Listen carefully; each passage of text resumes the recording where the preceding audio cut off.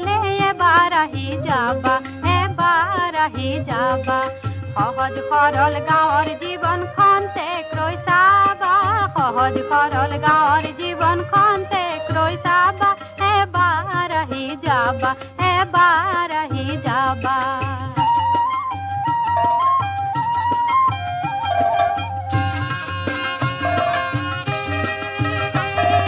যান বাহনৰ সুযোগ নাই আওহতীয়া আমাৰ ঠাই বাট বোলোতে হয়তো বন্ধু অনেক দুখেই পাবা বাট বোলো